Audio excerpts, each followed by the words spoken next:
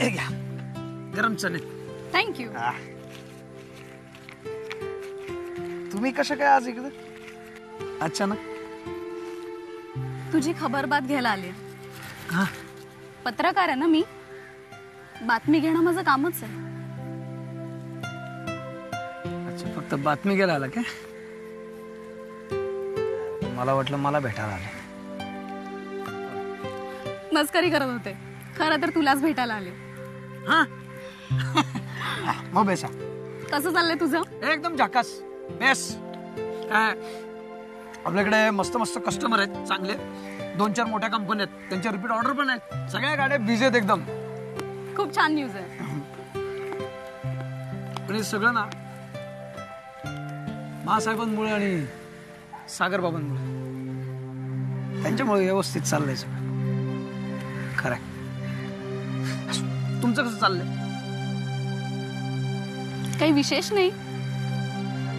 गेले काही दिवस सरदेसाईंच्या घरात जे काही झालंय, जी काय उलथापालथ झालीये, त्याचे पडसाद आमच्या घरी उमटतात. आईला खूप वाईट वाटलंय आणि काळजी सुद्धा वाटते. बरोबर आहे त्यांचं. पण तुम्हाला सांगू एक मॅडम, जे झालं ते बरंच झालं. राजू, नाही नाही नाही, म्हणजे कुणी रस्त्यावर यावं असं नाही म्हणायचं मला. पण मला सांगा मॅडम, हे कुटुंब असं एकत्र राहत होतं आणि यांच्या सतत भांडणं, हे असं एकत्र कुटुंब आणि त्यात जर असं सतत भांडण होत असेल तर एकत्र राहण्यात काय अर्थ हो? तेही बरोबरच आहे. आणि त्या मेघना काकू कसले सगळं बळकावून बसले. फॅक्टरी, ऑफिस, सगळं ते तिजोरी, पैसा सगळं बळकावलंय. झेपणार का त्यांना? आहे का हिंमत सगळं सांभाळायची? हिंमत कुठली? मेघना मामींचं नेहमीच आहे, बडाया मारण्यात पटाईत आहेत त्या. भीती फक्त एकाच गोष्टीची वाटते राजू, आजीने जे आतापर्यंत मिळवलंय ना, त्या सगळ्याचा सत्यानाश करून टाकेल ही बाई. तुम्ही त्याचं नका टेन्शन घेऊ, असं काय बी होणार नाही. पद्माकर काका आणि सागर बाबा असं अजिबात होऊन देणार नाही. फुल कॉन्फिडन्स आहे आपल्याला, आणि सागर बाबा बद्दल तर एकदम फुल कॉन्फिडन्स. तुला खरंच सागर बद्दल असं वाटतं? अरे म्हणजे काय, फुल कॉन्फिडन्स आहे आपल्याला. राजू, विजयने तुला सागर बद्दल नक्की काही सांगितलेलं नाहीये का?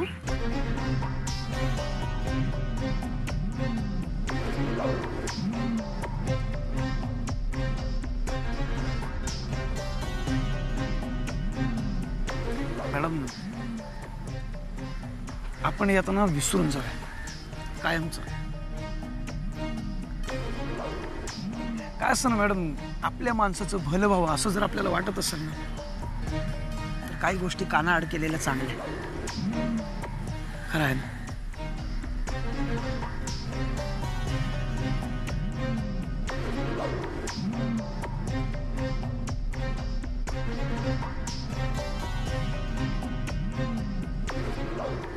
चणे खाणार अजून?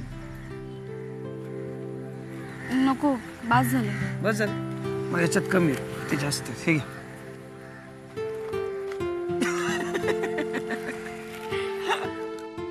हाँ बोला.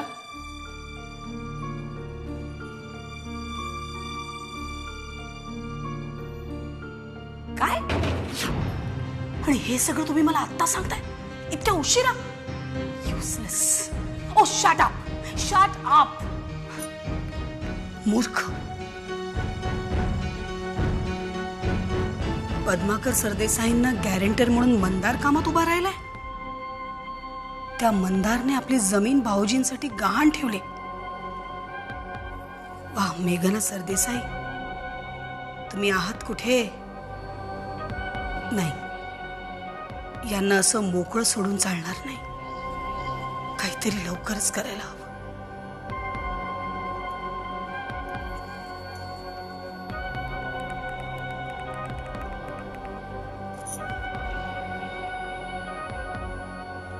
मी बोलते, मी काय म्हणते ते नीट ऐका.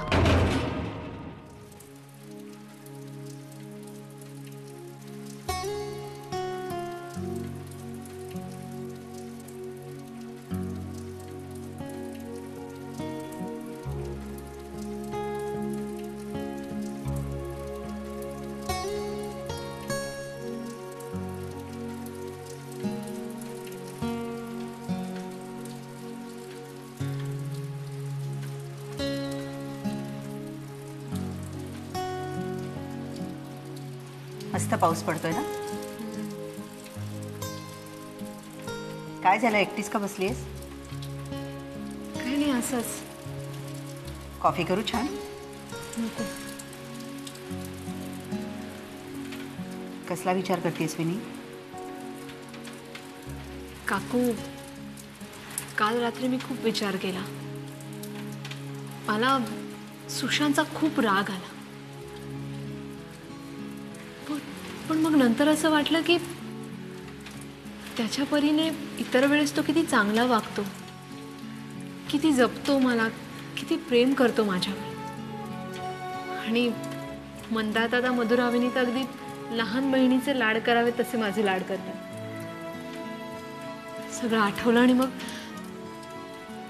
कालच्या वागण्याची मला खूप लाज वाटली. विनी, हे बघ, ह्याच्यात तुझी काही चूक नाहीये. काही वेळेला परिस्थितीच अशी चमत्कारिक असते ना की आपण विचित्र वागतो. त्यामुळे तू जे काही वागलीस ना त्याचं मला नाही आश्चर्य वाटलं.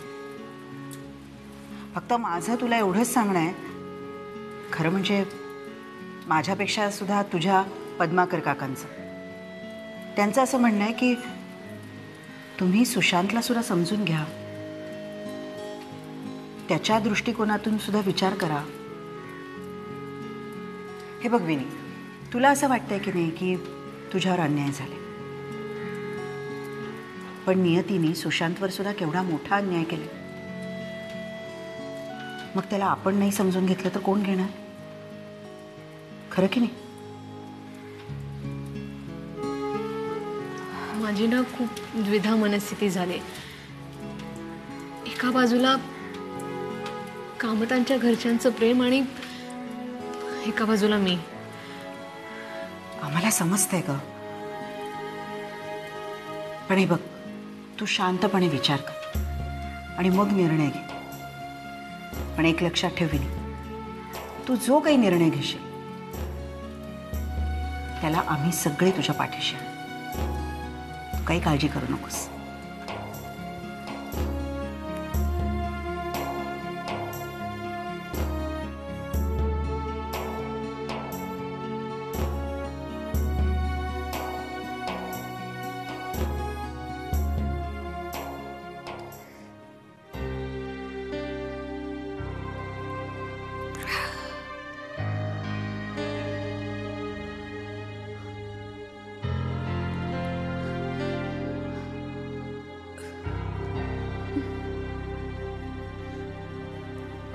मधुरा, मी डॉक्टरना फोन करतो.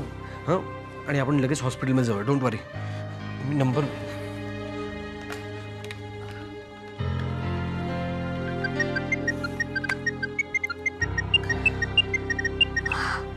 हॅलो. नमस्कार, मेघना सरदेसाई बोलते. मिस्टर कामत, तुम्ही आणि तुमच्या बायकोने माझ्या मुलीच्या आयुष्याचा जो खेळ खंडोबा केला त्याबद्दल तुम्हाला कोर्टात खेचल्याशिवाय राहणार नाही, हेच सांगायला फोन केला. तुम्ही दोघांनी जे काही केलं ते तुम्हाला आता किती महागात पडणार आहे लवकरच कळेल. Good night.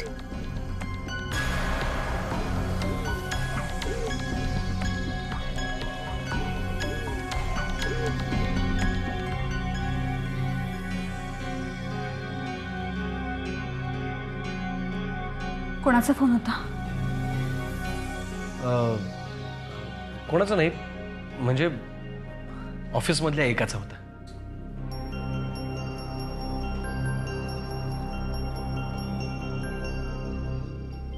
खोटं बोलतोयस ना?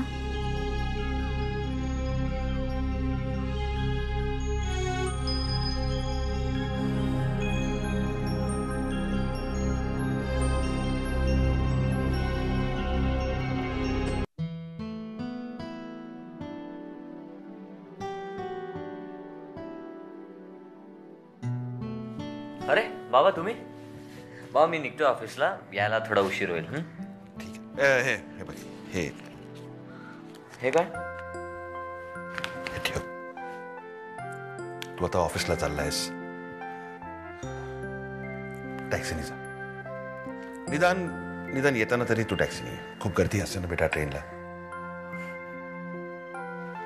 बाबा it's okay, I am fine.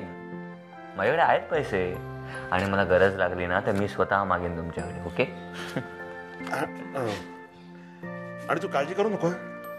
आता आपलं लोन पास झालेलं आहे. बिझनेस एकदा सुरू झाला की तू आम्हाला जॉईन हो.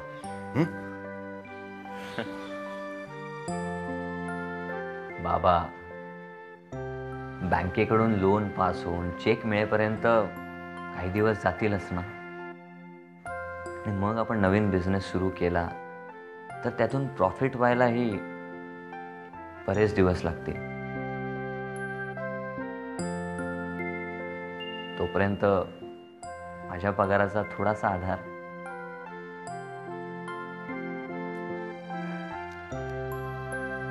तेही खरंच आहे रे, पण तू दिवस रात्र मेहनत करतोस.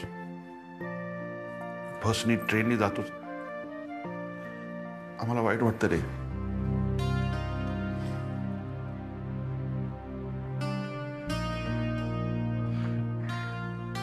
बाबा पण मला जराही वाईट वाटत नाहीये. उलट स्वतःच्या कष्टाची कमाई करताना काय आनंद होतो हे आयुष्यात पहिल्यांदा कळतंय मला. खरंच मला अजिबात वाईट वाटत नाही. आणि बाबा प्लीज तुम्ही सुद्धा वाईट वाटून घेऊ नका प्लीज. आणि तुम्ही असं बघा ना, माझ्या पगारातून घर खर्च सुटेल, तुमचं टेन्शन कमी होईल. ते खरंच आहे. आणि बाबा तुम्ही अजिबात काळजी करू नका. आणि तुम्ही माझ्या आत्ताच्या पगारावर जाऊ नका. अहो ही तर फक्त सुरुवात आहे. तुम्हाला सांगतो बाबा, ह्या कंपनीत मला खूप चांगले प्रॉस्पेक्ट्स आहेत. 2च महिन्यात माझा पगार दुप्पट होतो की नाही बघा. You don't worry, you just don't worry. पण बेटा तरी आजचा एक दिवस. बाबा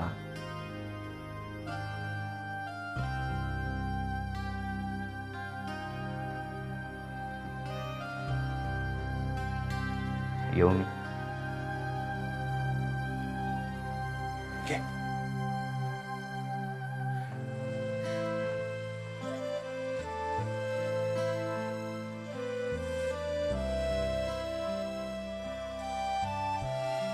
सागर म्हणतोय ते बरोबर आहे,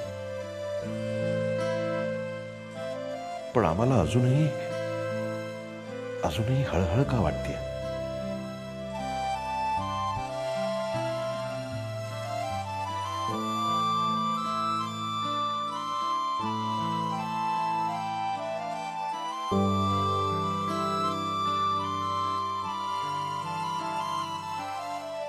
नाही, आता थांबायची काहीच गरज नाहीये.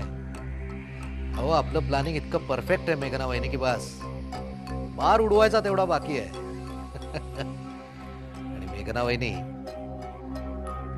आपल्या शुभम स्वीट्सचा धमाका एवढा जोरदार असेल ना की त्यासमोर अमृत स्वीट्स कधी कोसळलं कळणारही नाही कोणाला. गाडी कधी टाकायची तेवढं सांगा. नाही ओके या बाय.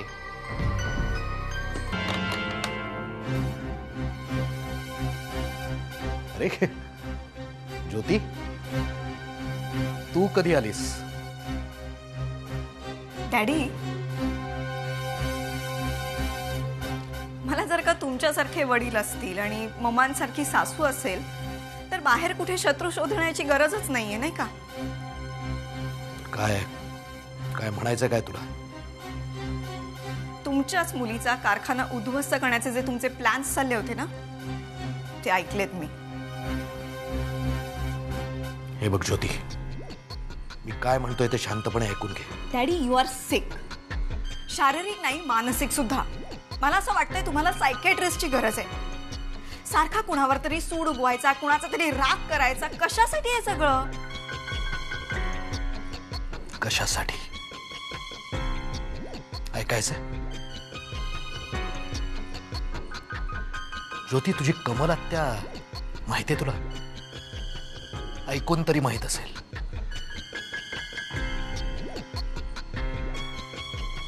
कमल, माझी सख्खी बहीण, तिचं प्रेम होतं या पद्माकर सरदेसाईवर. नाकारण्यासारखं काहीच नव्हतं तिच्यात. तरीही या पद्माकर सरदेसाईनं तिला नाकारलं. नुसतं नाकारलंच नाही तर छिडकारलं, अपमान करून हाकलून दिलं तिला. कमल हा नकार पचवू शकली नाही ज्योती. खूप मनस्वी होती ती. नाही पचवू शकली हे दुःख. तिने त्याच दिवशी ट्रेन समोर उडी मारून जीव दिला.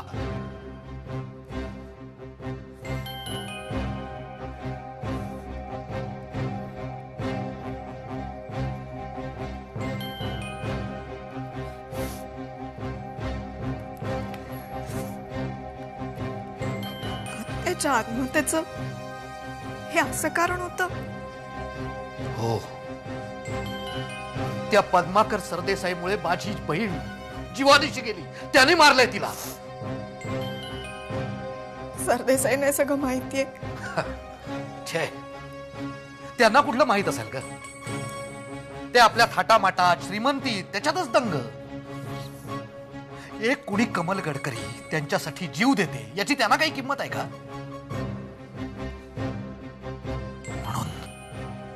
म्हणून ज्योती, मी त्या दिवशी ठरवलं, एक ना एक दिवस या सरदेसाई कुटुंबाला,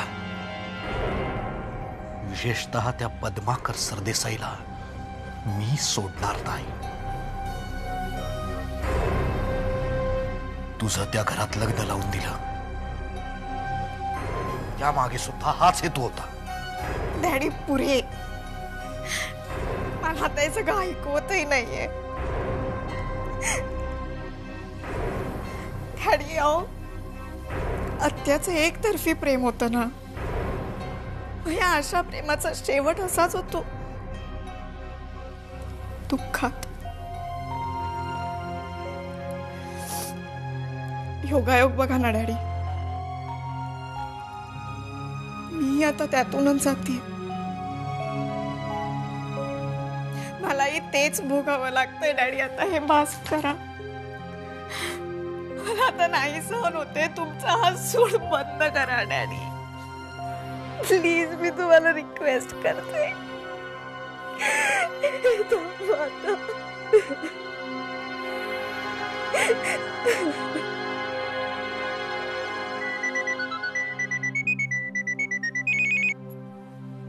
हॅलो. हॅलो विनी. हे बघ विनी, विनी प्लीज फोन ठेवू नकोस.